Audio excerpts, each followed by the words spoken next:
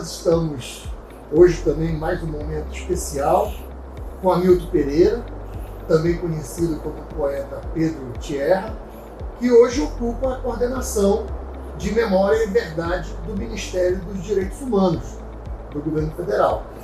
E eu guardo uma relação muito especial com Hamilton Pereira, porque nós partilhamos há alguns anos a convivência na Fundação Perseu Abramo. O Hamilton presidiu a Fundação Perseu Abramo, que faz toda uma discussão, né, sobre o fundamento, né, as razões, a filosofia da política. Né? Então foi um aprendizado muito grande. E nós estamos aqui, Hamilton, conversando com jovens, né, com estudantes, professores, né, e pessoas que acompanham a Universidade da Amazônia, num momento importante que são esses 60 anos do golpe militar de 64, que mergulhou o Brasil em mais um dos seus períodos de ditadura. Mas essa ditadura tem sido questionada. Houve ditadura? Eu quero começar essa conversa que você me deu um presente ali à mesa agora. Recuperou um poeminha, né, pequeno, que eu escrevi faz muitos anos e está num livro que chama Passarinhar, né? E esse poema, ele diz assim: o fio que prende a pipa é o mesmo que a empina. Não aprende, liberta. É a frágil condição do voo. É o traço débil entre a vertigem do voo e os pés no chão de quem sonha. Esse poema, ele um pouco propõe uma reflexão sobre como é tênue, né, a relação entre o gesto de liberdade, certo, e as nossas circunstâncias históricas, né? Veja só. Hoje se questiona, né? Houve ditadura no Brasil? Márcia, vamos aos fatos, né? No dia 1º de abril de 1964, o que ocorreu? Um levante militar articulado com o empresariado brasileiro, civil, portanto, articulado com os interesses de grandes empresas imperialistas, particularmente, mas não só, norte-americanas, e foi deposto um presidente da República que havia sido eleito legitimamente dentro das regras da democracia liberal, dentro do Estado de Direito codificado pela Constituição de 46. Então, essa Constituição, que foi produto de uma Assembleia Nacional Constituinte eleita legitimamente, né, foi rasgada e foi substituída pela legitimidade da boca dos canhões, como eu disse ali, né? Ou seja, foi um ato de força, uma ruptura. Né? Que nome a gente pode dar para isso? Isso não tem subterfúgio, não tem atalho. Isso se chama ditadura. Certo? Essa ditadura, ela resulta, certo, de um processo de amadurecimento como resposta à crescente mobilização das classes trabalhadoras brasileiras desde a Constituinte de 46. De 46 até 64, houve um processo de ascenso dos movimentos sociais no Brasil, seja no campo urbano, seja no mundo rural, onde a legislação que havia consolidado os direitos dos trabalhadores urbanos em 43, a CLT, na época de Vargas, né, não alcançava os trabalhadores no campo. Então, os trabalhadores no campo, no Brasil, por exemplo, eles não tinham direito a se sindicalizar. Eles não eram reconhecidos pelo Ministério do Trabalho, não tinham, portanto, o carimbo, a legitimidade conferida pelo Estado. Daí terem se organizado nas ligas, né? Onde eles buscaram, por meio das ligas, olha só, falando para a meninada, olha, imaginem vocês, a primeira liga camponesa, a Liga de Sapé, lá na Liga de Sapé no Nordeste, na Paraíba, ela se organizou para arrecadar fundos para comprar um caixão, para enterrar as pessoas, ou seja, foi um movimento... Engraçado isso, porque a solidariedade está sempre nessa base. O cooperativismo surge na Revolução Industrial, lá na Inglaterra, os trabalhadores fazendo coleta para enterrar seus mortos. Então, quer dizer, aquela... reproduziu aquilo que houve, né? Quer dizer, a busca de amparo, digamos, de solidariedade, diante do fato corriqueiro, cotidiano, a morte, né? Acaba por se converter num poderoso propulsor da organização pela vida. Ou seja, para disputar o direito à terra, ao trabalho, à saúde, aos serviços do Estado, né? E, naquele momento, as ligas camponesas encarnaram isso. E havia uma outra vertente, é importante registrar isso, porque as ligas dirigidas pelo Julião, né, pelo Chico Julião, ela, num certo sentido, assume um discurso mais radicalizado do que o discurso do Partido Comunista Brasileiro à época. No entanto, o Partido Comunista Brasileiro, o PCB, tinha como liderança uma figura absolutamente admirável, que era o Gregório Bezerra. E o Gregório estava, naquele momento, empenhado na constituição dos primeiros sindicatos de trabalhadores rurais. Mas é importante lembrar também, amigo, se você me permite, que esse radicalismo é em função da reação que o latifúndio teve às ligas, né? Que ele enfrentava no dia a dia, morrendo liderança. Eu diria o seguinte, que a opressão do latifúndio era tão radical que necessitava de respostas radicais.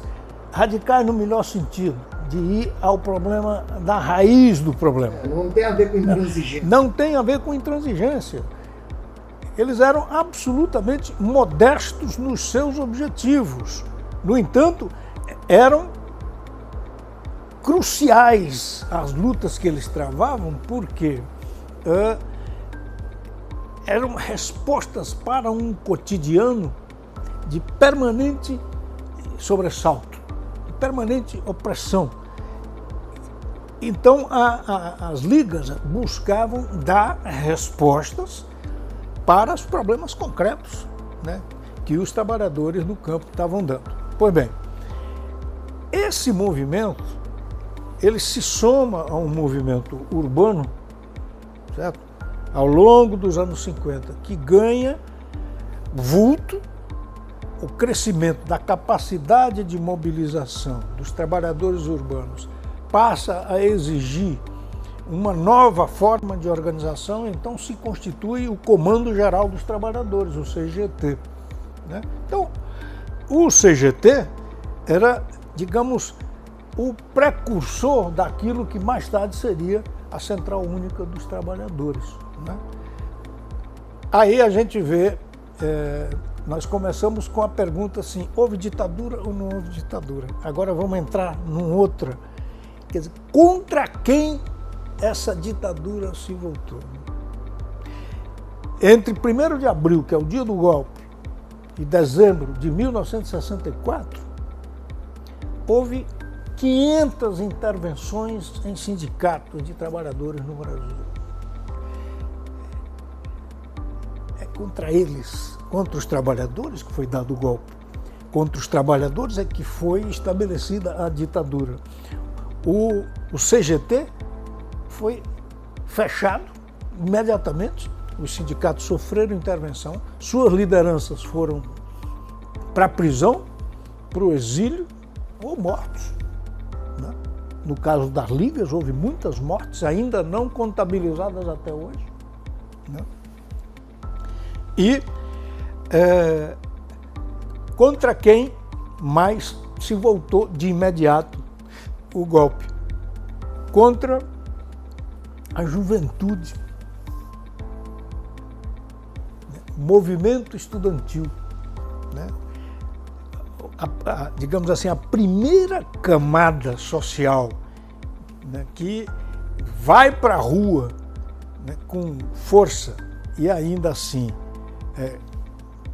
2 anos depois, né, 66, né, são os estudantes. Né? A sede da UNE havia sido incendiada lá no Rio de Janeiro, né, nos primeiros dias de 64, dia 1º de abril mesmo, dia 1º, 2, há uma outra face. E nessa tomada, a primeira vítima foi um estudante paraense lá do Rio. Não, o Edson Luiz, que foi assassinado em abril de 68, né, março de 68, na verdade. Aí, a outra vertente, digamos assim, o outro grupo social ativo, né, que foi impactado nos primeiros momentos da ditadura, foi o setor cultural. Ou seja, quem faz pensar. Quem faz pensar. Quer dizer, eu costumo dizer o seguinte, quer dizer, o pressuposto básico de todo ato de criação é a liberdade. Então,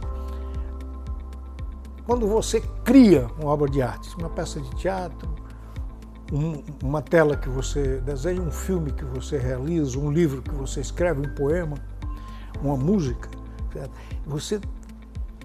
O fundamento de qualquer uma dessas expressões é a liberdade. Senão você não cria, você reproduz. Então você não tem genuidade, autenticidade, portanto. Né? Então, eu gosto de lembrar isso. Veja, a primeira expressão cultural que se levantou contra a ditadura foi o teatro. O teatro tinha uma importância enorme, importância social naquele momento. Aos poucos, ele foi sendo tragado, né, pelas novas linguagens, pela TV, sobretudo. Né? É bom lembrar que a televisão no Brasil, ela nasce como teleteatro. Né? É teleteatro. E as 2 primeiras peças de teatro, né, que se foram a público depois do golpe, né, a primeira é Opinião. Né? Ou seja, uma montagem extraordinariamente concebida pelo Boal, Augusto Boal, né? E a segunda, não por acaso, se chamava Liberdade e Liberdade, que é uma montagem de texto organizada pelo Flávio Rangel e pelo Milor Fernandes, que teve o Paulo Otran, Teresa Raquel, como figuras principais assim, do elenco, e que era uma, como eu disse, uma colagem de textos sobre os desafios humanos diante do problema da opressão, né, e como é que cada cultura, né, em diferentes lugares, em diferentes épocas, respondeu com essa espécie de, quer dizer, a condenação humana. Nós somos condenados à liberdade. Essas foram as 2 principais e primeiras, né, expressões de resistência cultural. Né? A ditadura precisava calar a cultura brasileira para substituí-la, né, por aquilo que a gente pode chamar da indústria cultural que vai sendo implementada ao longo da ditadura. A ditadura percebe que essa dimensão... Com base na produção de Hollywood, isso, com base na produção... com base dos enlatados, né? Importados. Né? E o que é fundamental, né? A ditadura, ela estabelece de um lado a censura, certo? Ou seja, castra a produção local e trabalha com mecanismos tecnológicos agora de grande alcance, e ela constitui aquilo que eu chamo de Ministério do Lazer, a Rede Globo de televisão. Era uma maneira de hipnotizar a população e montar de maneira unificada, né, um mecanismo de alcance nacional por onde a ditadura entrava na casa de cada pessoa, e foi ampliando isso ao longo dos mais de 20 anos de existência, enquanto o regime durou. Né? Então, nós tivemos uma ditadura, efetivamente, né? A história precisa ser contada e refletida, porque sem o conhecimento da história a gente não consegue pensar o futuro. E foi um pouco do que a minha geração fez nos 80. Então nós combatemos a ditadura, nos somamos com toda uma movimentação, eu como estudante, e houve um processo de redemocratização. Hamilton, por que a gente volta hoje a ver a democracia ser tão ameaçada? Bem, o que faltou a gente fazer nesse período? Eu acho que tem um conjunto de aspectos que nos ajuda a compreender isso, mas acho que o principal deles é a nossa transição da ditadura para a reconstrução da democracia, né, se deu pelo alto. Se deu entre os interessados, né, em manter a dominação do capital, né, sob uma nova vestimenta, porque o modelo ditatorial ele se esgota a partir de 1973, na primeira crise do petróleo, e agravado pela segunda crise do petróleo anos depois. A ditadura, como modelo de mando, ela perde legitimidade. Então, começa a se operar dentro das Forças Armadas, que foram as executoras, né, do regime, em nome dos interesses do capital. É bom que a gente deixe isso sempre lembrado, né? Percebe os setores, né, das elites brasileiras, que é uma elite, eu quero abrir um parênteses aqui, é uma elite, a elite brasileira, ela constrói a sua riqueza ao longo dos 500 anos, desde o desembarque dos portugueses, né, sobre 3 crimes contra a humanidade. A elite brasileira, ela é filha do tráfico de pessoas, do genocídio indígena, né, e da exploração do trabalho escravo. Essa é a foto 3x4 da elite brasileira. Fecho o parênteses. Essa elite percebeu que o modelo da ditadura, tal como ele estava posto, já não servia. Ela havia, por suas políticas econômicas, criado um elemento novo, as grandes plantas industriais que foram se estabelecendo particularmente no sudeste do país, São Paulo, Minas e Rio de Janeiro, né? E gerou uma nova classe operária. Então, a partir do meado dos anos 70, quando ocorre a crise da sucessão de Geisel, né? É bom lembrar, houve uma tentativa de golpe contra o Geisel, movida pelo seu ministro da guerra, que é o seu ministro do exército, que era o general Silvio Frota. Certo?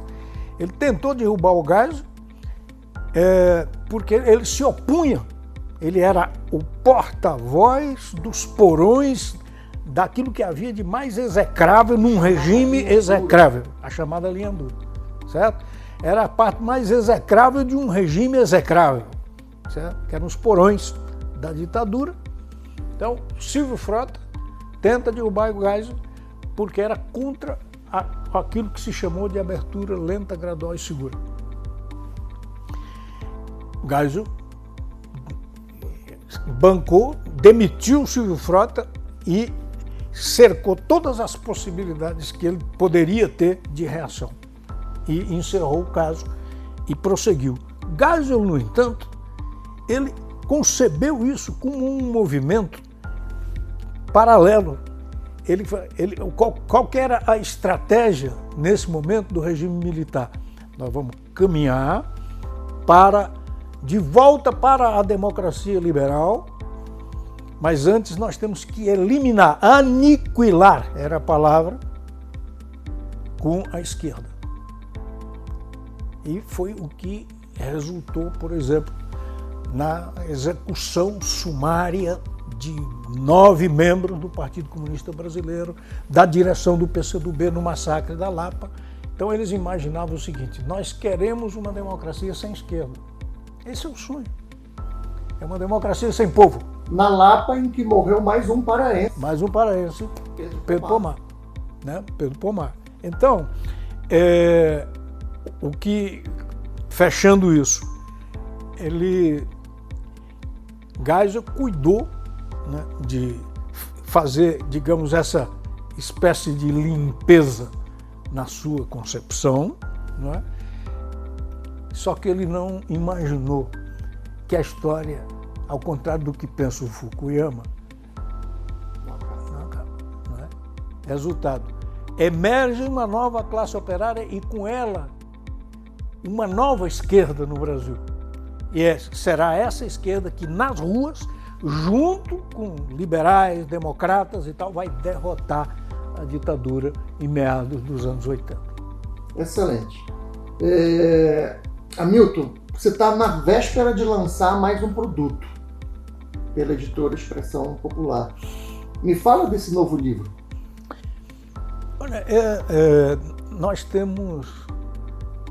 Eu quero começar dizendo assim... Mesmo quando a gente está no governo, a gente tem que resistir. Então, o Garcia Marques escreveu, né, na autobiografia dele, né, Viver para Contá-la. Né? Então, nós temos a obrigação ética de contar esse momento da história do Brasil. É isso que justifica a nossa vida. É indispensável. Porque aquilo que eu dizia há pouco ali, a verdade factual, ela não pode, ela é irremovível, ela não pode ser afastada. Né? Então, para que isso ocorra, é preciso que alguém se disponha a contá-la. Então, o livro Por Trás das Chamas reúne 9 grandes reportagens, digamos assim, né? Escrito a 6 mãos, com uma vasta pesquisa que envolveu muito mais gente, né? Pelo Nilmário, pelo Carlos Tiburcio, e eu fui incorporado, né, a esse esforço. Nós queremos voltar a conversar com as novas gerações sobre o que significou o período entre o 1º de abril de 1964, quando rompeu-se a Constituição de 46, até o momento em que o Brasil foi capaz de escrever, pelas mãos dos seus eleitos, uma nova Constituição em 1988. E com todo o rosário de horrores, de crimes que foram perpetrados por elegantes assassinos de farda impecável e coturnos reluzentes, como eu digo num poema, um poema que se chama Tempo Noite, que está inscrito no livro Poemas do Povo da Noite, que é o primeiro livro que eu escrevi ainda durante o período da prisão. Excelente. Então, quem quiser conhecer mais, aí para o Google, Pedro Tierra, você vai ter todos esses livros para você acessar, conhecer. Essa dificuldade de transformar esse drama em poesia. Esse é um drama permanente, mas é porque nós temos no Brasil que combater uma ideia errônea de que a poesia tem que ser algo suave, romântica. Não. A poesia tem que causar espanto. Quando você não se espanta, não é poesia. Quando você lê um texto, o poeta mais fecundo que nós tivemos no último período da nossa literatura, que escreveu até os 93 anos, chamava-se Manuel de Barros. E ele era um cara que ele produzia, ele nunca foi um poeta de grandes poemas, não. Ele era um cara do verso curto e que te surpreendia, né? Perguntaram para ele assim, mas o que é a poesia? Ele falou assim, é uma réstia de luz espantada que escapa das frinchas de um homem. Então, assim a gente encerra, esperando que vocês estejam espantados. Valeu.